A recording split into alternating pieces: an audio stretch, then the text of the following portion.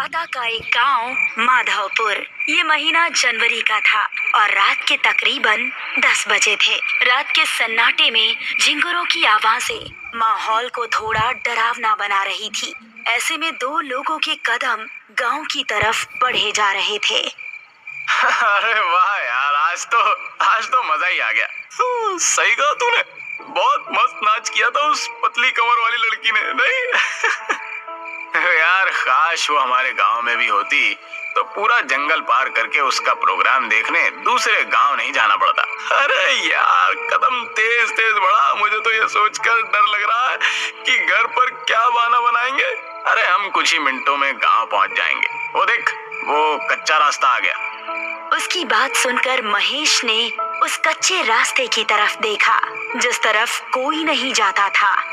तो पागल हो गया क्या? हम इस रास्ते से जाएंगे ये जानते हुए कि इसके बारे में कैसी कैसी अफवाहें फैली हैं। अरे तू भी ना महेश, खुद ही अपने मुंह से कह रहा है कि अफवाह फैली है और फिर डर भी रहा है। मेरी बात मान, इस रास्ते से चलते हैं। 5 मिनट के अंदर हम गाँव में होंगे, वरना बड़े रास्ते से जाएंगे तो 1.5 घंटा लग जाएगा। उसकी बात सुनकर महेश ने एक बार फिर से उस कच्चे रास्ते की तरफ देखा। वहाँ पर इस समय मौत का सन्नाटा छाया हुआ था। अरे चल यार, डरता क्यों है, मैं साथ हूँ ना।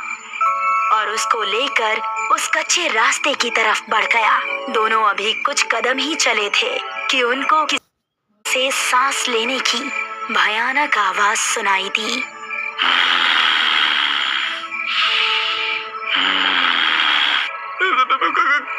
कौन है? अरे यार डरता क्यों है, कोई कुत्ता ही होगा। रमेश अभी आगे चला ही जा रहा था कि तभी उस आवाज के साथ उसको किसी के कदमों की भी आहट सुनाई देने लगी। मैंने कहा था ना, यहाँ से जाना ठीक नहीं है। अबे तू मुझे भी डरा रहा। देख, अंधेरा भी बहुत ज्यादा है, कुछ नजर नहीं आ रहा। अब बस हम दोनों अपने कदम गांव पहुंचकर ही रोकेंगे। तभी महेश की आंखें फटी रह गई। उसको रमेश के ठीक पीछे 2 लाल चमकती आंखें नजर आ रही थी। तेरे पीछे? अबे कौन है मेरे पीछे? रमेश ने जैसे ही पलटकर पीछे देखा, किसी ने उसका पैर पकड़ा और उसको झाड़ियों में खींच कर ले गया। महेश बचाओ मुझे, महेश।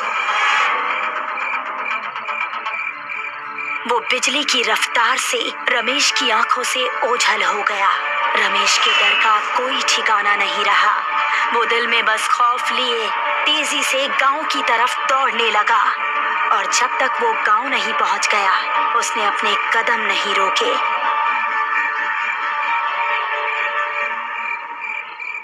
अगली सुबह जब वो गांव के कुछ आदमियों के साथ उस कच्चे रास्ते की तरफ गया तो उसको रमेश की लाश 2 टुकड़ों में जमीन पर पड़ी मिली। उसकी आंखों से आंसू बह रहे थे और इस तरह इस कच्चे रास्ते का खौफ माधवपुर में और ज्यादा बढ़ गया। इस घटना के 3 महीने बाद मोहिनी, जो कि 21 साल की एक खूबसूरत लड़की थी, अपनी विधवा माँ और छोटी बहन मेघना के साथ इस गांव में रहने के लिए आई। बेटा, हमने वो गांव छोड़कर ठीक नहीं किया। अब पता नहीं यहाँ के लोग कैसे होंगे। मम्मी, थोड़ा तो एडजस्ट करना ही पड़ेगा ना। उस घर का किराया बहुत ज्यादा था। कुछ दिन यहाँ गुजार लेंगे तो सब नॉर्मल हो जाएगा। वो तीनों अब माधवपुर के एक घर में रहने लगे।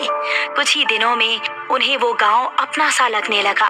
मोहिनी उसी गांव के कुछ बड़े घरों में काम काज करके अपना घर चलाने लगी। पड़ोस में रहने वाला रोहित नाम का एक लड़का मोहिनी को दिल ही दिल में पसंद करने लगा था, लेकिन उससे बात करने में थोड़ा हिचकिचा रहा था। एक शाम जब मोहिनी अपना काम खत्म करके घर पहुंची तो उसको घर में मेघना कहीं नजर नहीं आई और माँ काफी परेशान दिख रही थी। माँ, मेघना कहाँ है?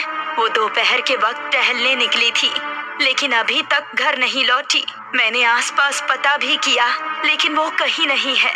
मुझे तो अब बहुत डर लग रहा है, पता नहीं कहाँ होगी वो। अरे माँ, आप डरिए मत, मैं अभी उसको ढूंढ कर ले आती हूँ। मोहिनी घर से निकली और आसपास के इलाकों में देखने लगी लेकिन उसको मेघना कहीं नजर नहीं आई।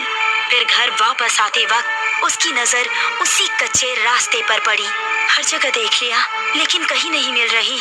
अब तो बस यही एक जगह बची है। हो सकता है कि वो यहीं पर हो। उसको जंगल जाना बहुत पसंद भी है। ऐसा कहकर वो उस रास्ते की ओर बढ़ गई। दोनों तरफ घना जंगल और उसके बीच से निकलता हुआ वो कच्चा रास्ता। अंधेरा होने पर वो बहुत ही भयानक लग रहा था, लेकिन छोटी बहन की तड़प उसको उस रास्ते की तरफ खींच कर ले गई। मेघना, क्या तुम यहाँ हो? उसको जवाब में मेघना की आवाज तो नहीं आई, लेकिन वही सांस लेने की आवाज आने लगी।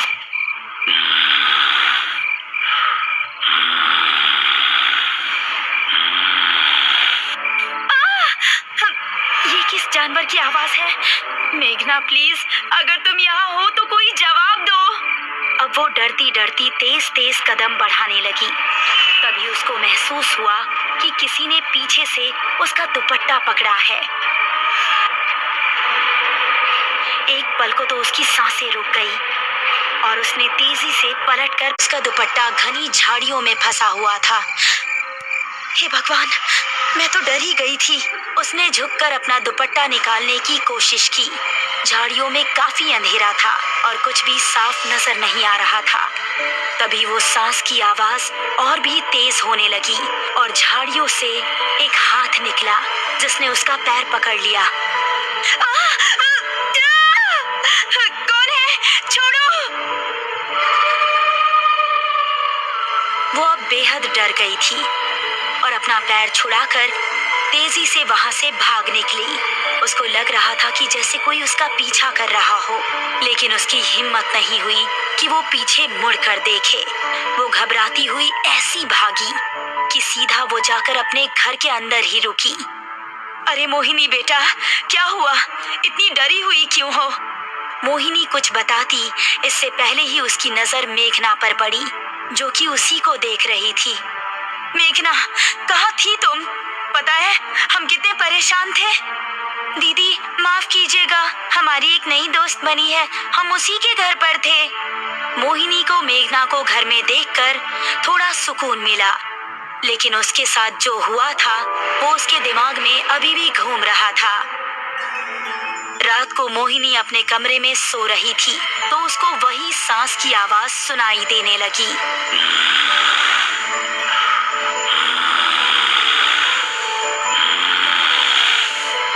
ये आवाज सुनकर वो जाग उठी और ये आवाज खिड़की की तरफ से आ रही थी। कौन है वहाँ? वो कमरे से निकली और घर के बाहर उसी मैदान में गई जो उसके कमरे की खिड़की के पीछे से दिख रहा था।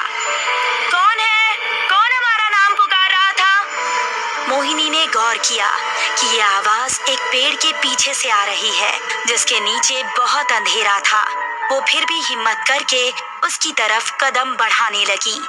जैसे ही वो उस पेड़ के पास पहुंची, किसी ने पेड़ के पीछे से निकलकर उसको कसकर गले लगा लिया। कौन है? छोड़ो हमें! अंधेरे में कुछ नजर नहीं आ रहा था, बस उन सांसों की आवाजें आ रही थी और महसूस हो रहा था कि जिसने भी उसको पकड़ा है उसका शरीर बेहद ठंडा है। बचाओ! बचाओ! उसकी चीखें सुनकर मेघना और उसकी माँ नींद से जाग गई। साथ ही पड़ोस में रहने वाला रोहित भी जाग चुका था। वो तीनों भागकर मोहिनी के पास पहुंचे तो देखा कि मोहिनी बेहोश पड़ी थी। मोहिनी, मोहिनी! रोहित ने उसको गोद में उठाया और उसको उसके कमरे में लेकर आया। क्या हो गया है मेरी बच्ची को? ये आखिर वहां पहुंची कैसे? माँ और मेघना दोनों बेहद डरी हुई थी। तभी मोहिनी को होश आ गया और उसने आंखें खोलते ही रोहित को सामने देखा। आप कौन हैं? मोहिनी, ये हमारे पड़ोसी हैं। यही तुम्हें यहाँ पर लेकर आए। तुम घर के पीछे क्या कर रही थी? मोहिनी ने अपने परिवार वालों को कुछ बताना ठीक नहीं समझा और उसने बात को टालते हुए कहा, कुछ नहीं माँ, वहाँ कोई कुत्ता बहुत देर से भौंक रहा था। उसकी आवाज हमें सोने नहीं दे रही थी, इसीलिए हम उसे वहाँ भगाने गए थे। आपको वहाँ अकेले नहीं जाना चाहिए था। हम सभी बहुत ज्यादा डर गए थे। शुक्र है आप ठीक हैं। मोहिनी को रोहित की आंखों में अपने लिए फिक्र देखकर बहुत अच्छा लगा और इसीलिए उसने हल्का सा मुस्कुरा दिया। चलिए मैं चलता हूँ। आपको कोई भी जरूरत हो तो बेझिझक मुझसे मदद ले सकती हैं। आखिर पड़ोसी तो पड़ोसी के काम आता है। ऐसा कहकर रोहित वहां से वापस अपने घर चला गया। वो अपने बेड पर लेटा ही था कि उसको वही सांस लेने की भयंकर आवाज सुनाई देने लगी।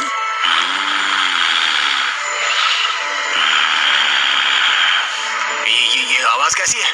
रोहित, रोहित। कौन है? रोहित अपने कमरे से निकला तो उसने सुना कि वो आवाज उसके बराबर वाले कमरे से आ रही है।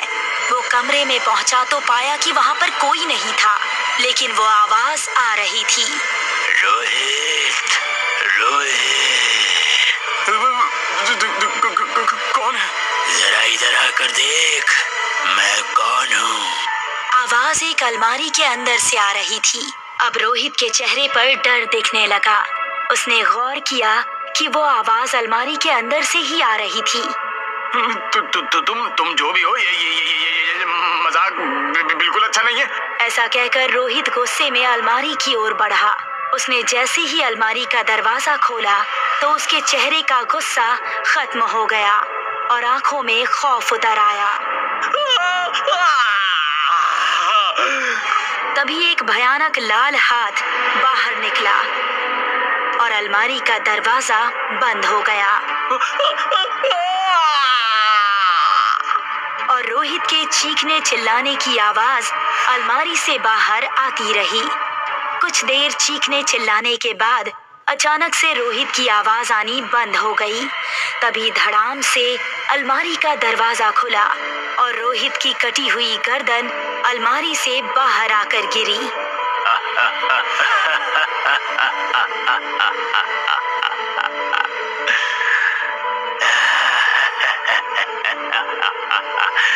मोहिनी सिर्फ मेरी है, सिर्फ मेरी। आखिर क्या है उस कच्चे रास्ते का राज? वो भयंकर सांसें किसकी है और कौन है जो लोगों की जानें ले रहा है? मोहिनी की जिंदगी में अब आगे क्या होगा? इन सभी खौफनाक रहस्यों से पर्दा उठेगा इस कहानी के अगले पार्ट में।